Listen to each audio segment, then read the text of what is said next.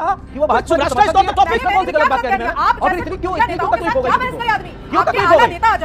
तुम्हारी हैसियत है महिला हो इसलिए सम्मान कर रहा हूं। अब जो का चयन अच्छे से करना तो राष्ट्र जी व्यक्तिगत पुरस्कार के सामने सारे भगोड़े हो, जैसे बेहैसियत सारे के बात भगोड़े करने के सुब्रत लिए साहब बने रहिए। बहुत जरूरी काम है। मैं ऐसे छिछले नेताओं के साथ बैठ के बहस नहीं कर सकती। मैं उनसे यहाँ पर तमीज का सर्टिफिकेट लेने नहीं बैठी और इनफैक्ट मैं दुनिया में किसी से तमीज का सर्टिफिकेट लेने नहीं बैठी। आप मुझसे बदतमीजी से पेश आएंगे, आप मेरे प्रोफेशन पे, आप मेरे पर्सनालिटी पे सवाल उठाएंगे तो मैं आपको गाली सहित घर तक छोड़कर आऊंगी। ये मेरी अपनी पर्सनल मेरा एटीट्यूड है। इस एटीट्यूड के साथ आपको रहना है रहिए, नहीं रहना है तो भी जनता मैं हूं, वोट मैं आपको देती हूं, तब आप विधायक या सांसद बनते हैं। इस बात को इस देश का कोई भी नेता न भूले। उस एक निरंकुश प्रदेश का जवाब का ले लीजिएगा। जवाब तो आपको जनता दे रही है, चुनाव का चुनाव जवाब दे रही है।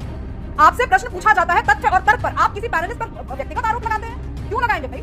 मैं पॉलिटिकल एनालिस्ट हूं कि मैं किसी पार्टी की चाटुकार हूं, ये आवाज उठा पाएंगे क्या? प्रियंका गांधी, सोनिया गांधी, राहुल गांधी, आपके लालू प्रसाद यादव, अखिलेश यादव, क्या इन सबके मुंह में दही जम गई है? Manoj Yadav, answer it. क्या आपको लगता है जो शुभ्राष्ट्रा ने सवाल उठाया है, जो फेमस कॉलमिस्ट एंड राइटर, एक वाजिब सवाल उठाया है, इंडिया अलायंस के नेताओं के मुंह में दही क्यों जमी है इस विषय को लेकर? क्यों कोई डेलीगेशन नहीं भेजा?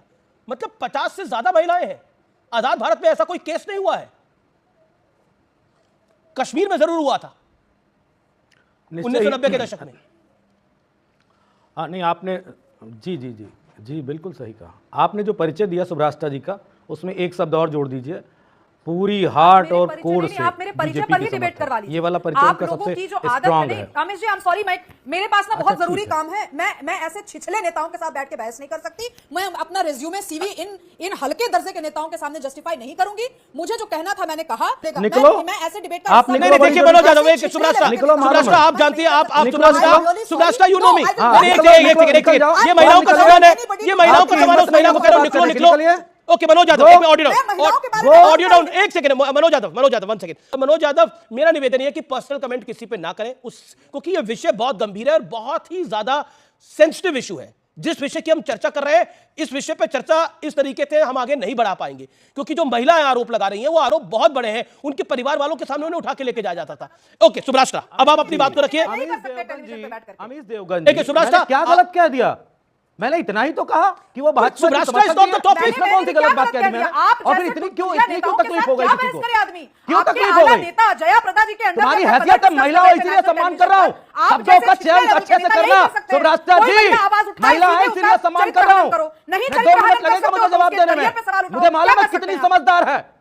चुप रहिए, बदतमीजी कर रही हैं, समझ रही है क्या? एक सेकंड। समाजवादी पार्टी के प्रवक्ता के सामने मेरे पास भागते हो, तमीज। सारे भगोड़े हो, जैसे बेहैसियत सारे नेताओं से भगोड़े बात हो। करने के लिए सुब्राष्ट्रा आप बने रहिए। हाँ, नहीं करते क्यों? इस जीवन क्यों में करते हो किसी भाई? के सर्टिफिकेट की जरूरत नहीं। मेरा एक डरने की क्या बात है?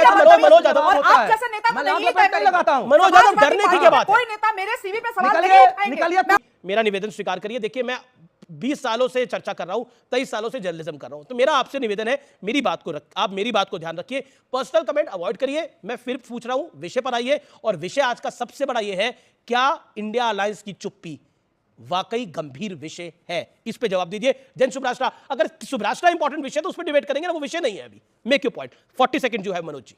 आप उत्तर प्रदेश में बैठ के समर्थन चाहते हो तो हम समर्थन कर रहे हैं ना, हम कहां उनके साथ खड़े हैं। और कड़ी से कड़ी कार्रवाई जो भी जिस स्टेट में होनी चाहिए। लेकिन आप बताइए, क्या जिस तरीके से हाथरस की बेटी को जिंदा जलाया गया था, लेकिन हाथरस में एक मनोज यादव, आपकी बात को ऊपर रखता हूं। आपने बोला हाथरस, आपने बोला हाथरस, वन सेकंड मनोज यादव, हाथरस कितने नेता आपने बोला? हाथरस इसमें नहीं, हाथरस में कितने नेता गए थे विपक्ष के? पॉइंट अरे हम यहाँ विपक्ष में हैं। मैंने एक सेकंड रुकिए, नहीं गिनना पड़ेगा, वक्त है, समय है, गिनना पड़ेगा। हाथरस कितने नेता गए? मणिपुर पूरा विपक्ष का डेलीगेशन गया। मेरा सवाल यह है विपक्ष, और आप बार बार बोलते हो कि सरकार ने मणिपुर ने नहीं बोला। गृह मंत्री अमित शाह ने 1 घंटा मणिपुर में पार्लियामेंट में बोला, विपक्ष उठ के चला गया। ऑन द हाउस फ्लोर के हाउस के ऊपर यह बात हुई है। पॉइंट नंबर 1, 4 दिन अमित शाह वहां बैठे रहे, 4 दिन अमित शाह मणिपुर जाके बैठे। मेरा सवाल और प्रश्न सिर्फ यह है कि कितने नेता गए? मणिपुर डेलीगेशन गया, हाथरस डेलीगेशन गया, बंगाल कितना बड़ा डेलीगेशन भेजा समाजवादी पार्टी ने? जया बच्चन गई थी बंगाल,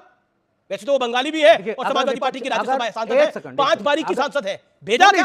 अमीश जी, अब सुन तो लीजिए। बोलिए सर, बोलिए। सवाल हो गया आपका? बोलिए। अरे सवाल आपका हो गया, बोलिए, सवाल हो जवाब गया। दीजिए। देखिए बड़ी अच्छी बात आपने पूछ ली और मैं जवाब भी उसी तरीके से दिए दे रहा हूं। देखिए अगर विपक्ष वहां नहीं गया, वृंदा करार जी गई या कोई और गया और नहीं गया, तो ये बीजेपी के पास एक बड़ा मुद्दा है। बीजेपी के लोग लगातार विपक्ष को घेर सकते हैं, लेकिन वहां पे विपक्ष का दायित्व वहां की जनता ने बीजेपी को दिया है। ये बात हम और आपको जनता को समझनी पड़ेगी। संदेश अगर वो खली को नहीं समझना आइसोलेट चाहते, करके तो नहीं। उसमें विपक्ष क्या करे? अच्छा आप हमसे बता, वहां पे पूछो। विपक्ष का लेकिन बीजेपी का मतलब ये तो आप मेरी बात ये तो पूरी बिल्कुल होने ही दीजिए, मैं 10 अजब सेकंड अलबेली मेरी बात बात हो रही है। आमिर जी, मैं आपसे पूछना चाहती हूं कि अगर किसी पुरुष पे इल्जाम लगता है और ये व्यापक रूप से इल्जाम लगता है, वो भी किसी नेता पर लगता है, अगर वो गलत नहीं होगा तो वो हड़बड़ाएगा क्यों?